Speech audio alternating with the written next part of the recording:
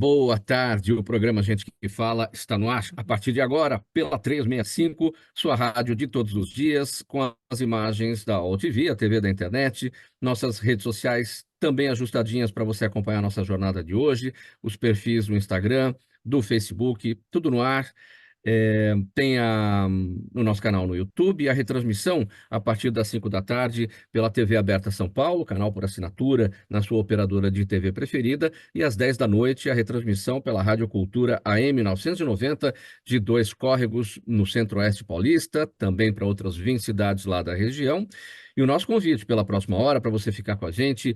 Curta, comente, compartilhe a transmissão do programa Gente que Fala em todas as plataformas, em todas as mídias sociais. Interaja também com a gente pelo nosso WhatsApp, faça perguntas. A sua participação é bem bacana aqui, questionando os nossos entrevistados de hoje. 973350038 é o número, 973350038. Eu sou Mauro Friesman. Quarta-feira chegou, você conhece o nosso espaço aqui sempre aberto para os doutores, para os nossos especialistas. É dia de a gente tratar dos assuntos relacionados com a saúde, com o bem-estar e o comportamento. Então vamos conhecer os nossos entrevistados, aqueles que vão analisar todos os temas por aqui propostos. Dr. Michel Nasser, cirurgião vascular e angiologista. Ele é vice-diretor de defesa profissional da Sociedade Brasileira de Angiologia e Cirurgia Vascular Regional São Paulo. Como vai, doutor Michel? Bem-vindo aqui com a gente. Obrigado por nos atender. Boa tarde, muito obrigado pela participação no seu programa. Estou muito tranquilo aqui hoje para responder as nossas questões. Obrigado, doutor Michel Nasser. Também com a gente na jornada de hoje, doutor Roberto Figueiredo, doutor Bactéria, biomédico especializado em saúde pública, integrante do Conselho Regional de Biomedicina. Como está, doutor Bactéria? Bem-vindo mais uma vez com a gente. Mais uma vez, é um prazer realmente estar com vocês aqui, né? Puxa vida, de hoje foi escolhido a dedo aqui, um pessoal maravilhoso aqui que a gente vai ter oportunidade de conversar. Daí, parabenizar o Fausto, né, pelo lançamento do livro dele, né, que vai ser na semana que vem. Dá um grande abraço para ele, assim, uma boa sorte. E, por isso, que competência ele tem de sobra. Sim, e está tudo lá no livro que a gente vai conhecer no dia 21, no lançamento, no dia 21, né, na quarta-feira, o lançamento do livro do nosso diretor, o jornalista Fausto Camunha. Muito bem, Gabriela Mastella também com a gente. Doutora Gabriela, geriatra, ela é da Comissão de Dor da Sociedade Brasileira de Geriatria e Gerontologia. Tudo bem, doutora? Bem-vinda com a gente. Tudo certo, muito obrigada pelo convite. Estou muito feliz de participar aqui com vocês. Obrigado. Dr. Rubens Calvo, ex-vereador paulistano, ele é médico generalista, clínico generalista, especializado em ultrassonografia, eletrograma e eletrofisiologia cardíaca. Tudo bem, doutor Calvo? Bem-vindo aqui. Quanto tempo? Obrigado. Agradeço a Deus por essa oportunidade de estar com vocês, principalmente com essa mesa seleta. E o doutor Roberto, doutor Bactéria, nos honra muito também aqui, doutor Michel, doutora Gabriela.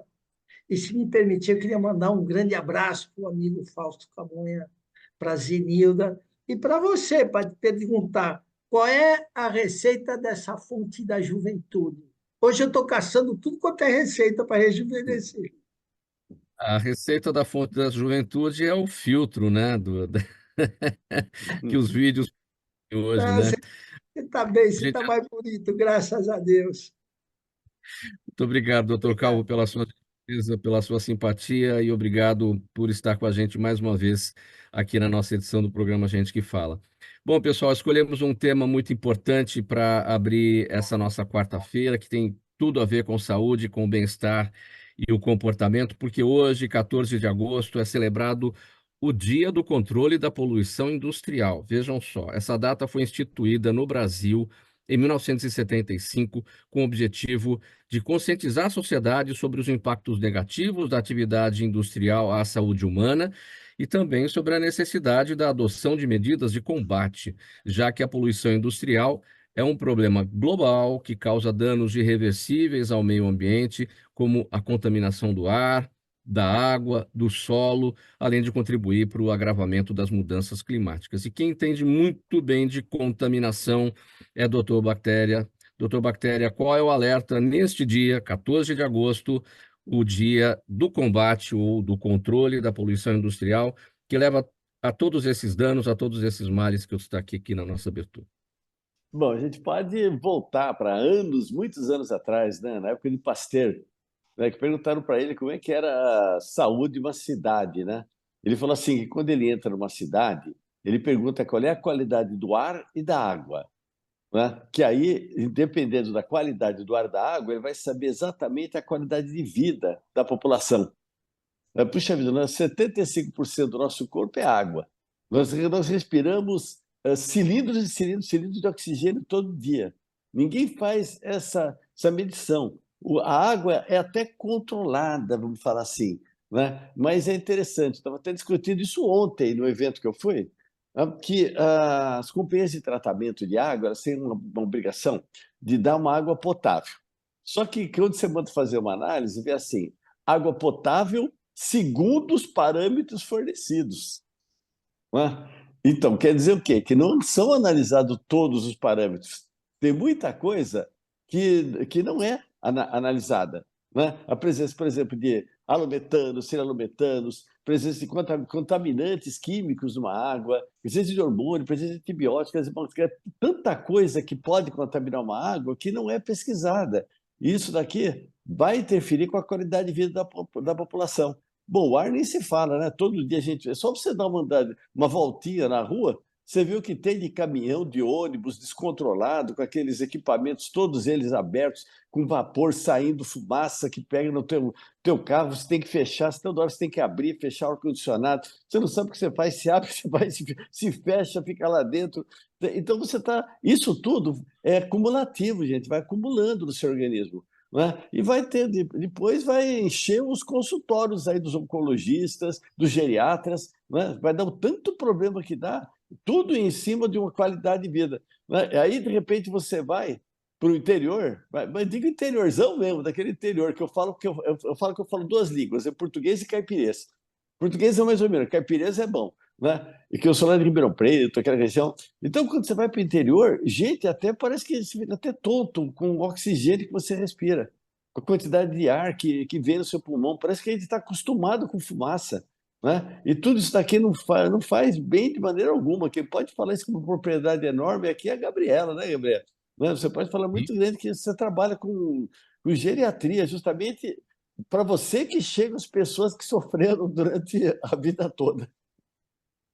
Sim, Doutora Gabriela, com esse é o ponto para a gente abordar os efeitos disso tudo, da poluição, e vamos colocar nesse balaio toda a poluição, né? A poluição ambiental, do ar, poluição sonora, poluição visual, enfim, especialmente para o público mais velho, para aqueles que estão na terceira idade, que têm já alguma vulnerabilidade de saúde, enfim, os efeitos sobre tudo isso. Sim, com certeza, não tem nem o que falar, né, principalmente a gente vê nessa época agora que está mais frio, a poluição do ar piora as doenças respiratórias, né, a gente sabe que os pacientes acabam tendo, por exemplo, tem um DPOC, né, que é uma doença pulmonar obstrutiva crônica, principalmente pacientes que já são tabagistas, né, a gente sabe que agora está voltando, né, mas a população mais antiga, o cigarro era algo comum, então tem muitos pacientes que sofrem desse mal, né, e aí com a poluição, esse tempo aí, acaba tendo uma exacerbação do quadro, né, de base. Então, assim, a poluição do ar, eu acho que principalmente nessa época de frio, a gente sabe que os vírus, né, acabam circulando mais, né, a gente fica em locais mais fechados, maiores concentrações, e aí acaba que a gente tendo um número maior de pacientes que vão chegar aí com um quadro gripal, um quadro de resfriado, que pode se complicar, né, e acabar levando uma internação. E na minha população, a gente está falando, claro, hoje em dia, assim, a gente fala de idoso 60 a mais, mas eu falo que hoje 60 a mais é o paciente jovem, né? Não é mais o paciente idoso, com certeza. A gente Mas agradece, Gabriela. não é, não, a gente sabe que não é mais, né? A população está envelhecendo cada vez mais, está ficando cada vez mais assim, não saudável porque a gente tem outras complicações, mas as pessoas têm se cuidado mais, né? Então tem feito exercício físico, então estão conseguindo chegar melhores, né? Mas vamos dizer um idoso aí de 80 a mais, não, 90 a mais, que acaba tendo um quadro de resfriado que é exacerbado por todo esse quadro. Se ele interna, a gente sabe que a piora dele pode ser cognitiva, a piora do quadro, porque vamos lá, vamos imaginar, quando a gente fica resfriado, a gente fica um pouquinho mais quietinho em casa. Quando você não fica com dificuldade de voltar ao seu trabalho depois, fica mais fadigado, pensa um idoso que interna, né, por um contra de um quadro respiratório. Ele vai, essa piora, essa fadiga vai ser muito maior, porque ele vai ter perda muscular maior do que a nossa, né? Então, o impacto que isso traz na vida do paciente, a gente fala que muitas vezes a internação gera uma perda, gera uma queda de um degrau aí. Então, o impacto é muito grande, sabe?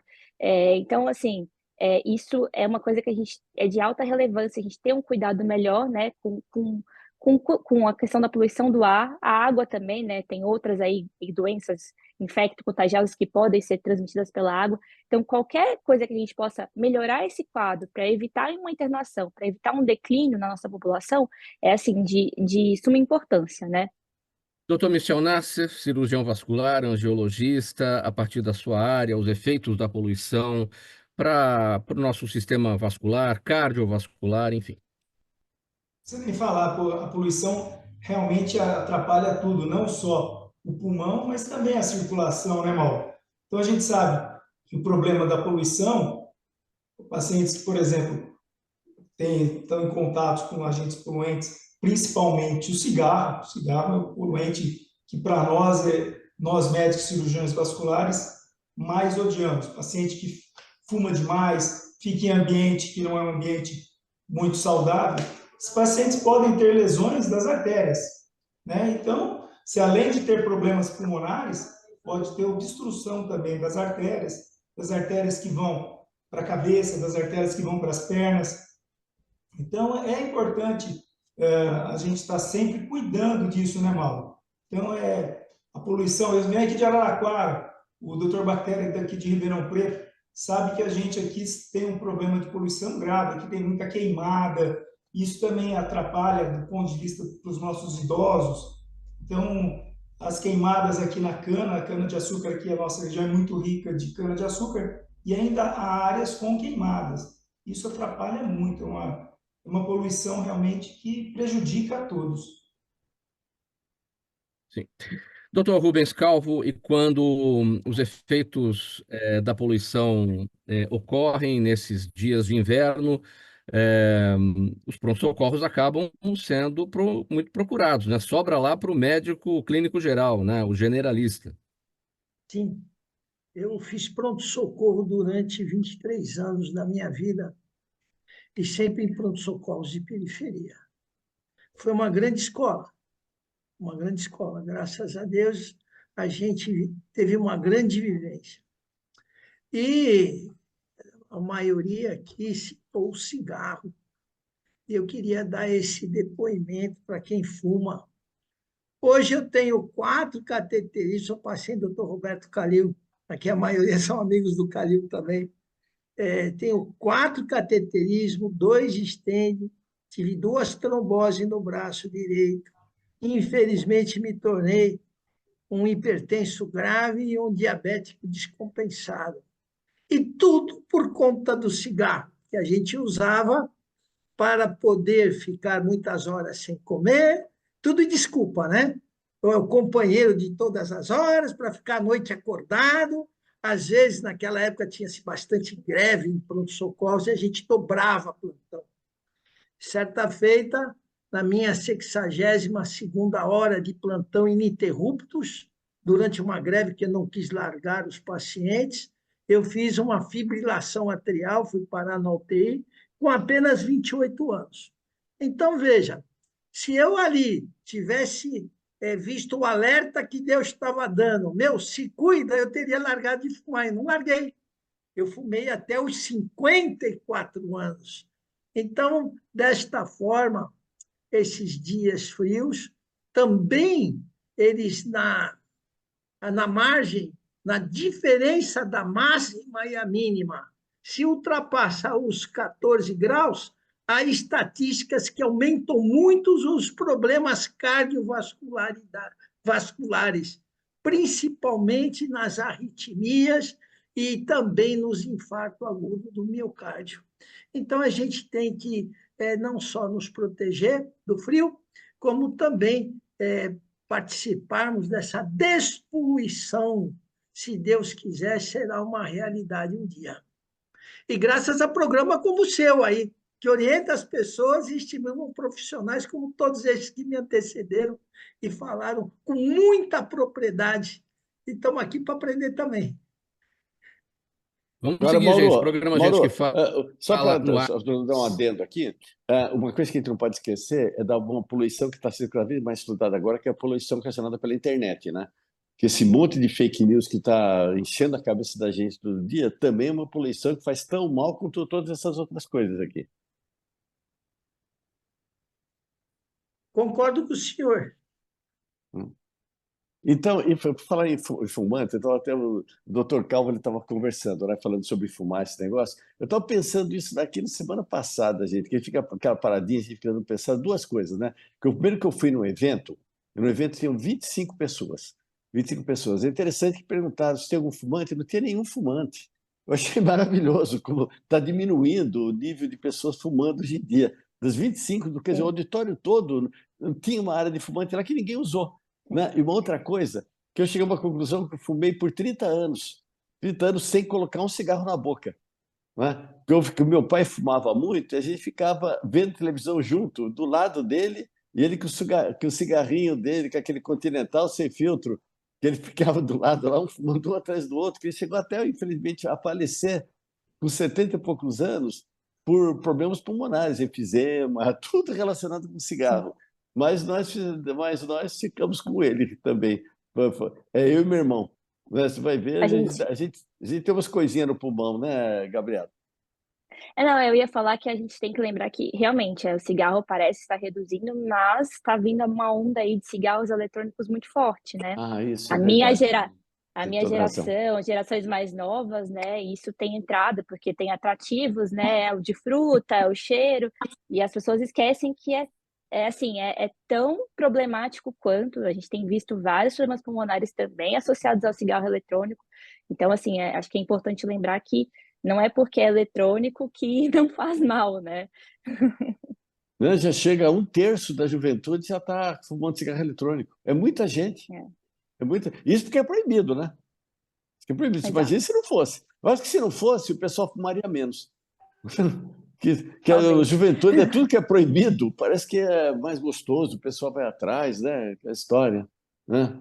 Então, mas faz muito mal. Eu tenho oportunidade de, até todos vocês aqui, já falei com o Dr. Calvo, Gabriela, Michel, vocês estão convidados também, que tem um podcast, né, que a gente faz, isso é uma honra assim, entrevistar vocês. Então, a gente tem muitos amigos que vão lá, que um podcast é uma chance da gente conversar com uma pessoa que não teria muita agenda da pessoa. Então a pessoa vai lá, você tem 1 hora só com ele, então é seu, então é gostoso que você fica conversando. Então são muitas informações, e a gente sabe o cigarro eletrônico, o mal que ele está fazendo, e não se sabe o mal que ele vai fazer, que são coisas assim que são novas, né? Então não tem ainda tantos estudos, só sabe que vai fazer mal, mas o que vai de impactar na vida da molecada aí vai ser um negócio ainda que vai ser, eu acho que vai ser assustador. Gabriela, você vai ter muito trabalho pela frente. Muito bem.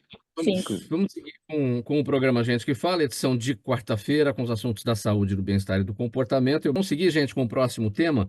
Doutor Bactéria, vamos falar sobre o seguinte: a qualidade da água consumida por todos nós é um fator determinante para a saúde, não é verdade? No Brasil, ainda há muita preocupação sobre a presença de impurezas e também de contaminantes que podem chegar até as torneiras, apesar dos processos de tratamento da água fornecida. Bactérias e substâncias químicas podem comprometer a saúde, causar diversas doenças, e por isso os purificadores de água são considerados uma solução eficaz para garantir a segurança ao consumo. Só que não é um acesso que todos têm, né? Não é uma coisa que está ao alcance, né, do poder aquisitivo de todo mundo, e é muito importante, não é, doutor? Sem dúvida que 75% da gente é água. Né? 90% das nossas células são bactérias. Quer dizer, qual é a definição do ser humano? Nós somos uma caixa d'água contaminada que anda. Né? É a definição da gente. Né? Então, e essa água, é interessante, a gente está falando de água tratada, que chega no cavalete. Só que essa água aqui, que chega para a gente, não é do sistema de abastecimento. Quem abastece a nossa torneira é a nossa caixa d'água. O pessoal esquece disso, né? Que a caixa d'água ela tem que ser limpa, pelo menos a cada 6 meses. Né? Eu moro aqui na região de Alphaville, aqui em Barueri, né? Outro dia me chamaram num dos residenciais, a mulher falou que a água estava sentindo um gosto estranho. Né? Eu falei para ela, onde é que é a sua caixa d'água? Ela falou, você tem aqui na minha casa? Né? Eu falei, há quanto tempo que a senhora mora aqui? Há 9 anos. Né? Então, eu fui lá subir, né? Cheguei, a caixa d'água tinha uma tampa que estava meio aberta, eu tinha uns 4, 5 dedos aberta. Eu abri a tampa, tinha 2 morcegos mortos dentro. Tá? Um já estava totalmente putrefado, o outro saiu até a cabecinha dele. Então, a pessoa tem que ter cuidado com a caixa d'água, quanto tempo que ele higieniza. Esses purificadores são excelentes. Até, né, quando deu esse problema no Rio Grande do Sul, né, eu coloquei um e-book que foi até um padrão para eles, o que fazer depois da enchente. Né? Então, o pessoal usou bastante. E uma das coisas que eu coloquei é um filtro caseiro, que eu pegava o pano de louça, né? Nós éramos um total de 7 panos de louça, 7, 8 panos de louça, aí dobrava, ficava em torno de 16, 17 camadas. Né? Aí colocava carvão de churrasco em cima. Carvão de churrasco em cima, então ele pegava as impurezas e deixava água potável. Depois era só colocar 2 gotinhas de hipoclorito. Então você fazia um sistema de purificador. É claro que quem tem um sistema de purificador já todinho, que hoje em dia tem os frascos, já tem um sistema de purificação, carvão ativado. Mas você sabe qual é o melhor filtro que foi? Teve um concurso na Suíça e cada país entrou com seu filtro. O melhor filtro que foi escolhido foi o nosso filtro de barro, tá? Né? Justamente porque ele demora para filtrar. Mas colocando carvão e prata coloidal, aí fica perfeito. Agora, eu vou fazer uma brincadeira com você, doutor Bactéria. Você falou lá para aquela mulher que você atendeu, né, que nem sabia que tinha caixa d'água na casa dela, embora morando no mesmo local há 9 anos, cuja tampa da caixa estava aberta com 5 dedos, que você encontrou o Batman lá dentro? Isso, foi o Batman e o Robin, tinha os dois. Os dois, né? Tinha os dois. Tá? Mas você sabe que pior foi na Avenida Angélica, que eles chamaram com uma senhora no primeiro andar, falou que saiu umas coisinhas brancas da torneira dela. Aí nós fomos ver, sabe o que que era? Osso de rato. Osso de rato estava saindo. E o rato, com certeza, não caiu na forma de esqueleto. Tá? Eles estavam comendo uma água com alto teor proteico, né? Mas é uma proteína animal. Né? Bom, Então, por isso, o pessoal tem que tomar muito cuidado com a água que toma. Né? Esses purificadores realmente são excelentes. Concordo que é um precinho, mas tem purificadores de vários tipos. Sabe o que eu sou contra? Eu vou até explicar para é, vocês. Esses filtros que o pessoal coloca, por pressão, coloca direto na torneira, que é muito rápido. Tá? Eu fico imaginando o ônibus Penha-Lapa, 6 horas da tarde. Se você entrar, você acaba descendo no lugar que você nem sabia que ia descer lá. O pessoal vai te empurrando. Então, isso que acontece. A primeira sujidade que aparece é até filtrada. Depois, a pressão da água ela vai empurrando, empurrando. Então, passa 5, 6 dias, você já está tomando água da primeira poluição que apareceu, porque vai ter empurrado. Então, por isso que esse filtro de barro foi melhor, porque ele tem paciência, quem é do interior sabe. O pessoal ia dormir, falava assim, o último a dormir, coloca água no filtro, que ele vai filtrando devagarzinho, que pinga, esse negócio todo. Só uma coisa que o pessoal fazia errado, com a vela, que o pessoal lavava com açúcar. Que a vela tem que trocar, não pode lavar com açúcar, não. As pessoas só deixavam aquele toquinho, só parecia um plástico, o pessoal é. trocava. Não, tem O que trocar a jeitinho, vela. é o jeitinho brasileiro que muita gente quer dar para poder dar uma longevidade para o produto e não é o ideal, né? Enfim, então o correto realmente é a troca da vela no caso do filtro de barro. Agora, a coisa didática também, né? Limpeza da caixa d'água é fundamental, né? A gente começou tratando desse tema. Você tem um purificador, sim, mas a água da caixa tem que estar limpa com os devidos processos, né? Quais são os alertas para a limpeza da caixa? Então, de 6 meses, né, que tem que lavar, né? Que o pessoal fala assim, não é em até 6 meses, não é de 6 meses. Se não você lavou ontem, caiu um rato lá dentro, você fala, nossa, só daqui a 6 meses eu vou poder tirar esse rato.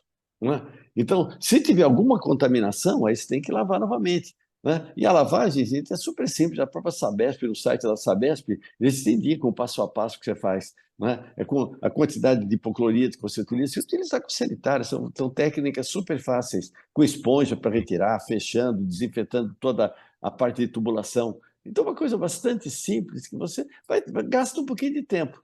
Não, mas tem empresas que não cobram tão caro não para fazer essa manutenção. E deixando com eles a empresa, igual tem uma empresa aqui na minha casa, eles mesmos já telefonam e falam, olha, fazem 6 meses que a caixa d'água foi limpa, não sei o quê, eles podem mandar um técnico. Então, eles mesmos já coordenam. Então, são empresas sérias. Isso daqui, inclusive, é por lei, para as indústrias, para os prédios, os síndicos, eles são obrigados por lei a fazer essa higienização dessa caixa d'água 6 meses e manter no elevador o local assim, que seja para todo mundo ver o laudo da água, o laudo da caixa d'água. Então, isso daqui é exigências legais.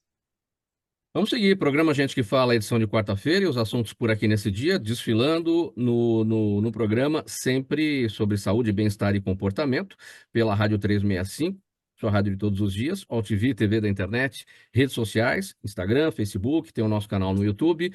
E lembrando, 5 da tarde tem retransmissão pela TV Aberta São Paulo, seu canal por assinatura na TV, na operadora de TV preferida, e também pela Rádio Cultura AM 990, de Dois Córregos, no Centro-Oeste Paulista, a partir das 10 da noite. Próximo tema, gente. Você sabe o que são as carótidas? Olha, as carótidas são as principais artérias do nosso corpo que levam sangue rico em oxigênio e nutrientes para o cérebro. Elas estão localizadas, são duas, uma em cada lado do pescoço e funcionam como estradas, né? Como duas estradas principais e que não podem ficar congestionadas, não podem ficar entupidas. E o que acontece quando essas carótidas, essas vias se estreitam? Essas obstruções, conhecidas como estenose, comprometem a irrigação cerebral e tudo isso está entre as principais causas de morte cardiovascular e AVC no Brasil, não só no Brasil, como no mundo inteiro. Doutor Michel Nasser, qual que é a prevalência desse problema no Brasil, especialmente numa sociedade que está envelhecendo, né? Mauro, isso é uma questão muito importante. Nós começamos falando do tabagismo, falando da poluição, poluição de água. Isso é muito importante. As carótidas seriam os encanamentos que levam o sangue do coração para a cabeça. E as carótidas a gente tem a direita e a esquerda, que você falou bem, e elas o que acontece? Por alguns motivos durante a vida, a gente pode fumar, ter colesterol, triglicéridos, o que acontece? Esse vaso vai entupindo, vai ocluindo, vai estenosando. E essa estenose, essa oclusão, pode causar a interrupção de fluxo para o cérebro. E aí acontecem os chamados derrames. Hoje, a estenose de carótida e a doença cerebrovascular, que tem esse nome, é a terceira causa de morte no nosso país. 1/3 das doenças cardiovasculares ocorrem, e os óbitos também, por doença carotídea. Então, é uma doença prevalente, né? Tanto é tão prevalente quanto, por exemplo, os nossos colegas hoje, tanto o Dr. Bactéria, o Dr. Calvo, tiveram problemas cardíacos porque fumavam, né? Então, o coração também entope. Do mesmo modo que o coração entope, porque tem as mesmas causas, as carótidas também ocorrem a oclusão. Então, é importante para os nossos ouvintes, para os nossos telespectadores, estarem atentos que as carótidas são vasos importantes, devem ser sempre avaliados pelo clínico geral, pelo cardiologista, mesmo por todos os médicos devem avaliar, porque é uma causa importante de óbito, uma causa importante de invalidez, porque quando falta sangue para a cabeça, a pessoa pode perder a visão, pode perder o equilíbrio, pode ter um derrame. Então, isso é importante, né, mano? Eu tenho uma perguntinha para o Dr. Michel, que ontem eu fui num programa de televisão, deram um dado assim, que eu fiquei assustado, porque de cada 4 pessoas, uma vai ter AVC na vida. É isso mesmo?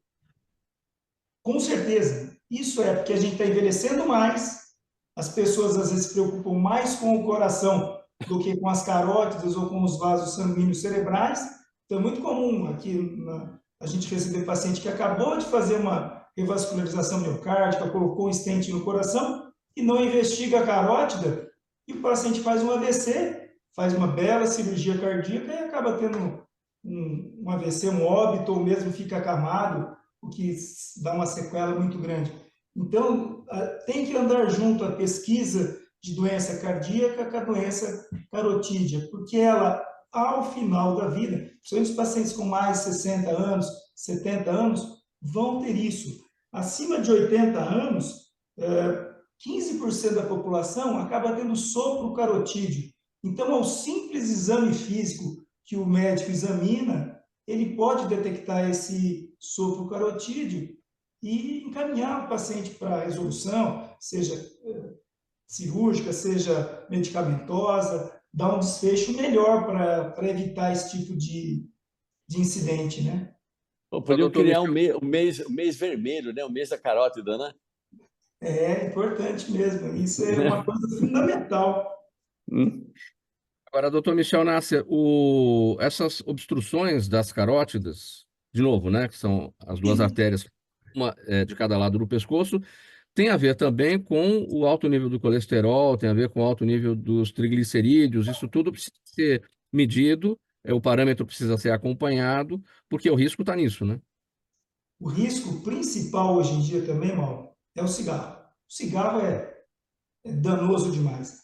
O colesterol, a dislipidemia, a falta de atividade física, a obesidade, o diabetes, tudo isso também, a gente quando fala aumento do colesterol, aumento do glicérides, as pessoas têm que fazer seu controle, têm que controlar.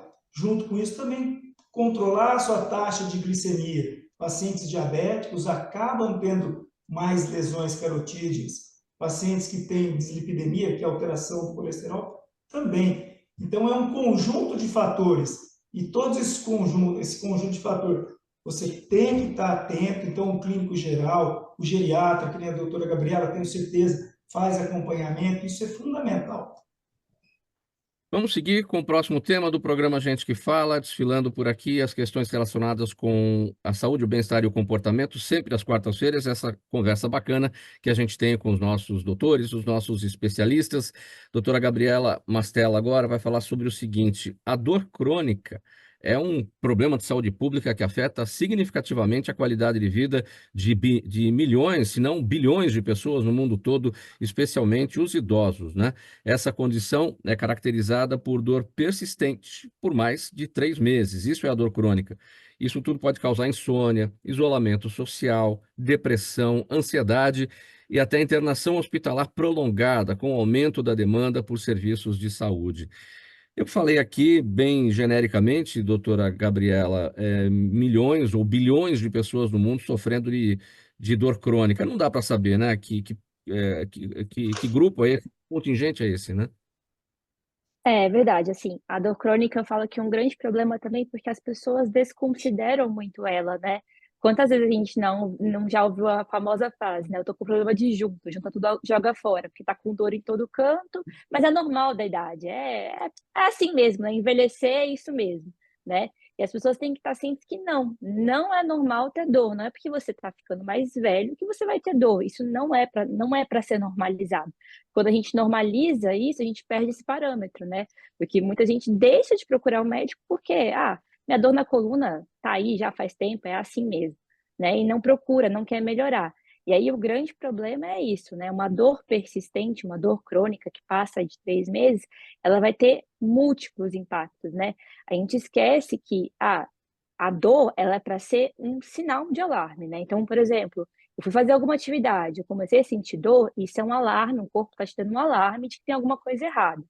Quando você passa a ter isso como um sintoma diário, todos os dias, isso começa a ter uma alteração aí maior, né? Então, passa a ser uma doença. A dor crônica é uma doença e ela precisa de tratamento, assim como, por exemplo, uma hipertensão, diabetes, que são doenças crônicas. Por quê? Porque quando a gente começa a ter dor o tempo inteiro, começa a ter alterações aí a níveis cerebrais mesmo, no nosso sistema nervoso, né? Então, o nosso sistema nervoso passa a perder a nossa inibição da dor. E isso vai se cronificando, vai perseverando, né? E aí isso vai começar a ter impactos múltiplos, né? Vários pacientes vão passar a dormir mal porque estão sentindo dor, né? Então vai passar a ter insônia, vai ter quadros depressivos por conta da dor, né? Vão se isolar por conta da dor.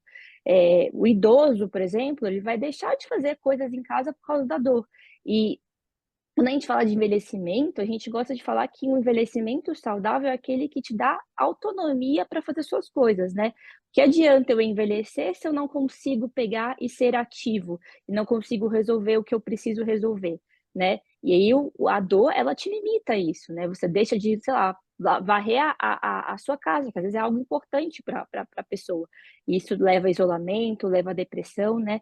Então, a gente precisa, né, tratar lá no início. Por isso é muito importante que um paciente, quando um médico generalista, um médico do pronto-socorro, quando o paciente chegar para você e falar que está com dor, não normalizar, não banalizar essa dor. Tente entender o que é essa dor, qual que é a causa dessa dor, né?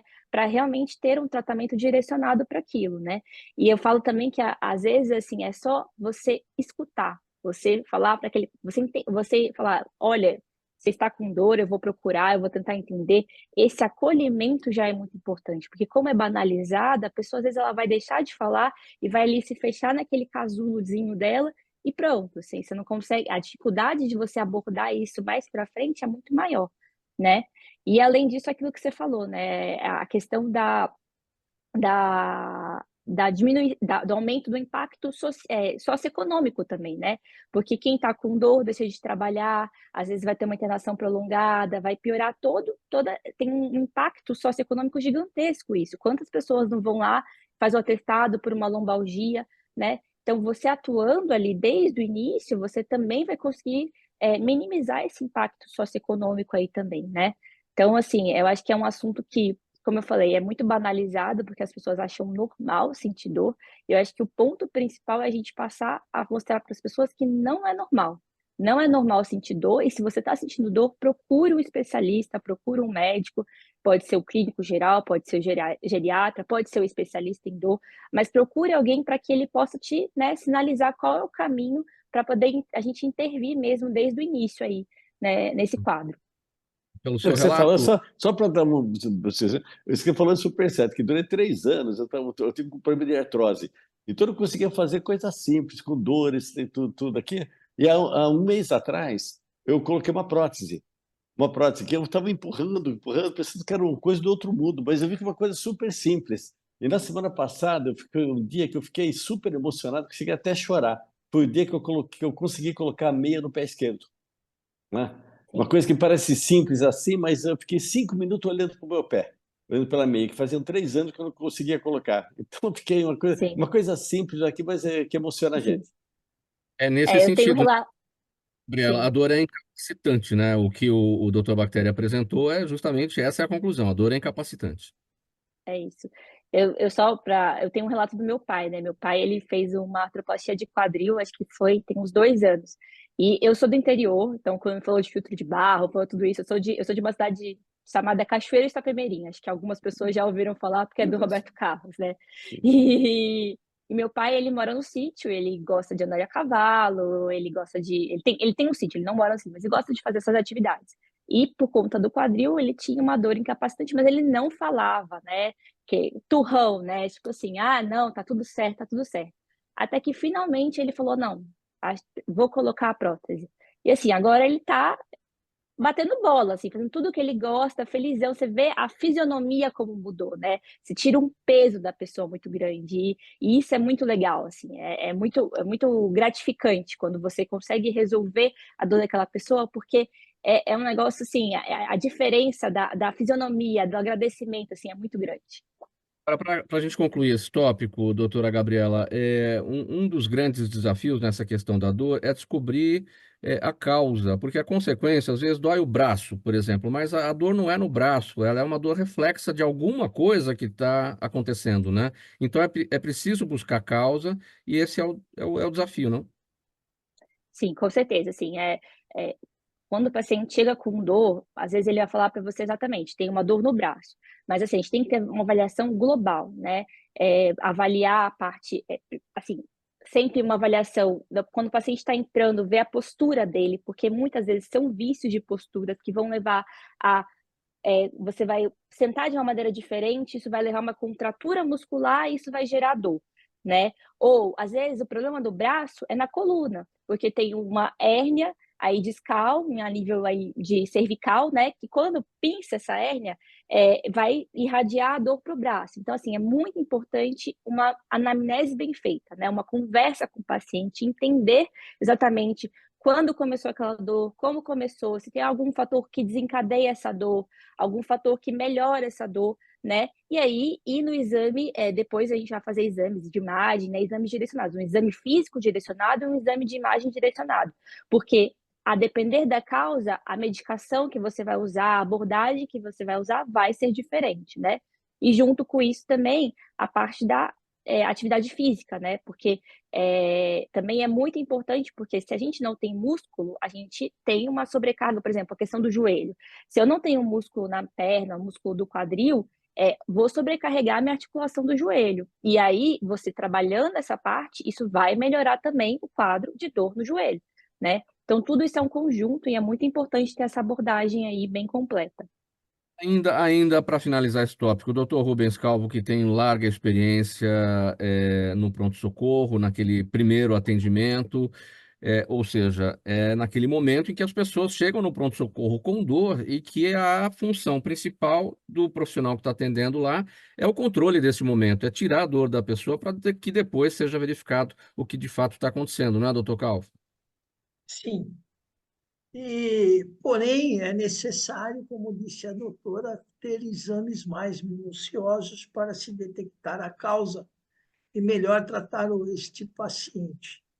Recentemente, nós vimos pela televisão, por todas as mídias até, uma senhora que estava procurando um país onde a eutanásia é legalizada porque ela queria por fim a sua própria vida de tanta dor e que já tinha esgotado muitos métodos de tratamento para a nevralgia do trigêmeo.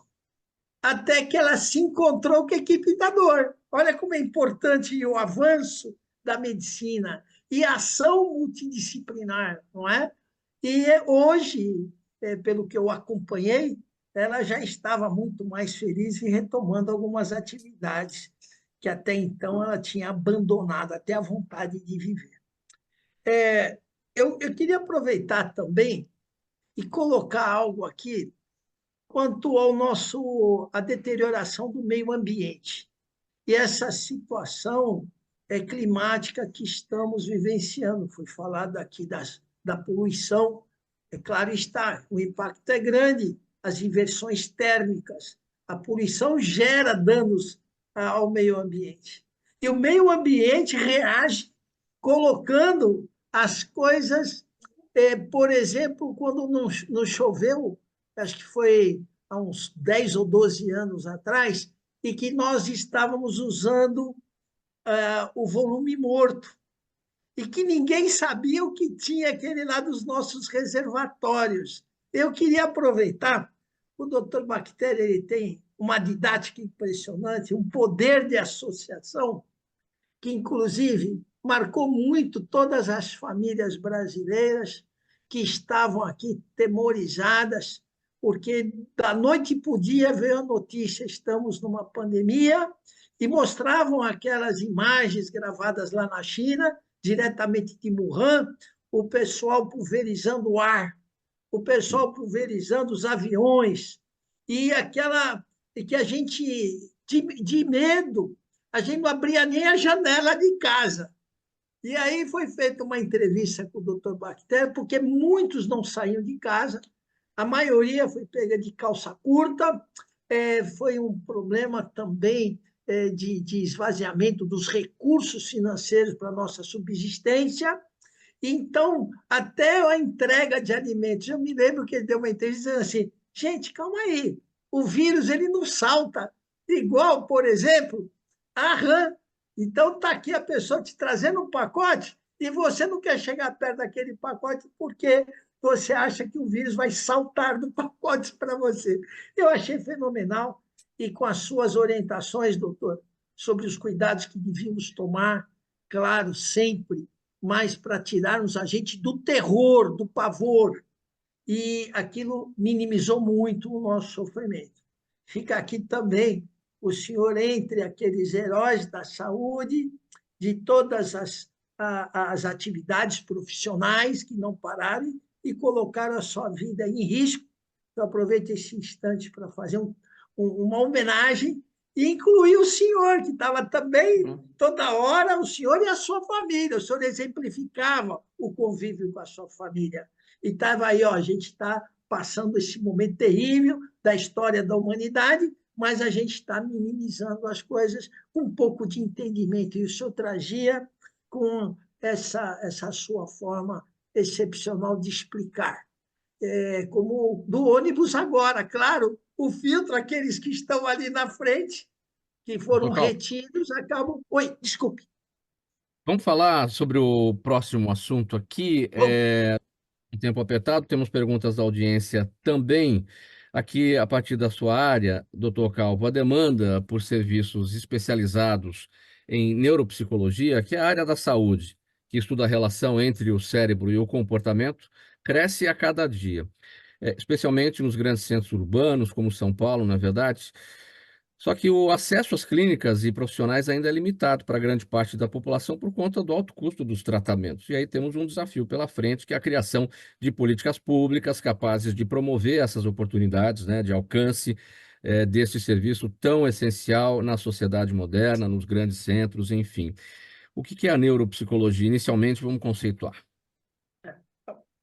A nossa ideia é, a partir de uma pesquisa, o norte-americano ele é fenomenal nas estatísticas.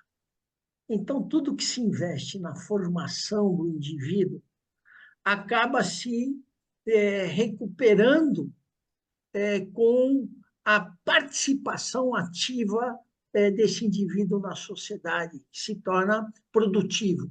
Vai usar menos a saúde pública, vai tirar menos licenças médicas ou vai se aposentar menos por questões de saúde.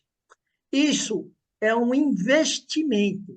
E essa mentalidade na questão da neuropsicologia, que é a aplicação de vários métodos, hoje cada vez mais precisos, porque o transtorno de aprendizagem, o transtorno de desenvolvimento, ele tem vários nuances, ele tem vários espectros também. E você fica um tanto que perdido como atuar com aquela criança que já está apresentando algum distúrbio, alguma disfunção no seu aprendizado. Nós queríamos aproveitar essa clínica hoje mais avançada, principalmente depois da pandemia, com as questões neuropsiquiátricas que se tornaram mais constantes, a ansiedade, a depressão, inclusive em tenras criancinhas, o suicídio em jovenzinhos, pré-púberes tentando suicídio. Então, dessas causas todas, a gente acaba detectando a necessidade de se fazer uma avaliação muito bem feita para não ficar tudo TEA, transtorno do espectro autista, né? Ou tudo é autismo, ou tudo é Asperger, ou tudo é TDAH. Não é? Eu tô ansioso, eu estou estafado. É claro que a minha memória também ela vai claudicar. Então, eu não vou generalizar e falar, não, você está com TEA, então você tem que tomar esses medicamentos, que é um controle mais rigoroso, que é o receituário amarelo, e que são muito caros. Então, a necessidade de nós fazermos essas clínicas com amparo do governo, mais espalhados para a cidade, e de modo que faria interação nas escolas, saúde nas escolas. Paulo, queria te dizer que quando eu era criança, eu tomei as vacinas todas na escola, o dentista me tratou os dentes na escola, e periodicamente ia um oftalmologista para diminuir a evasão escolar. A saúde é o nosso maior patrimônio com a educação. Então, é um sonho de ver a educação e a saúde novamente, e agora com mais tecnologia e mais profissionais, multidisciplinar, andando de mão dada para construirmos esse futuro melhor. Vamos às perguntas da nossa audiência. Eu vou pedir a gentileza a todos vocês da brevidade nas respostas. É uma pergunta para cada um, para que a gente consiga chegar até o final aqui delas. Eu vou começar com a doutora Gabriela. O Jaime está com a gente no WhatsApp fazendo um questionamento. Valeu, Jaime, aqui pela participação todos os dias. Ele quer saber se os homens 50 a mais, aqueles que estão acima de 50 anos de idade, também deveriam realizar a reposição hormonal. Olha, ele veio num assunto bem polêmico aí, né? Então, assim, se a gente for baseado em estudo científico, a indicação de reposição hormonal se dá baseado em pacientes com déficit hormonal, tá? Então, assim, a gente vai, o paciente tem algum quadro aí que justifique uma baixa de testosterona, né? E aí, nesses pacientes, a gente vai ter uma indicação formal de reposição, tá? Isso é baseado em estudos científicos, evidência científica, né? As demais reposições já não têm estudos, né? Não há um consenso sobre isso, tá? É, se a gente não vê déficit, não haveria um motivo para reposição, até porque a reposição tem seus riscos, né? Então, existem alguns riscos associados à reposição hormonal que a gente deve considerar. Então, formalmente, não é porque você tem mais 50 anos que você deve repor. Você só vai repor se realmente houver um déficit aí que justifique a reposição, tá bom?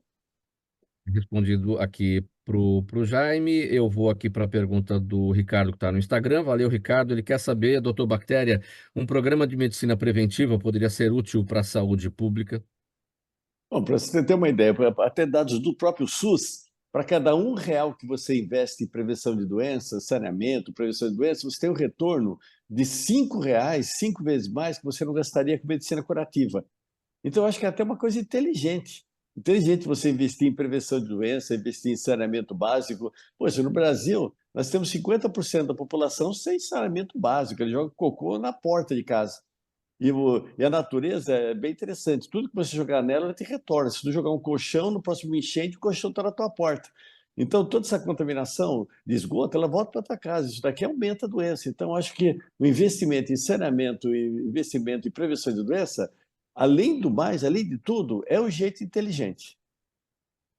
Doutor Michel Nasser, o Cássio está no Facebook também nos acompanhando. Ele quer saber se a ingestão diária de um analgésico infantil pode ser útil para a circulação e se também pode reduzir o risco de varizes. São duas coisas completamente diferentes, né?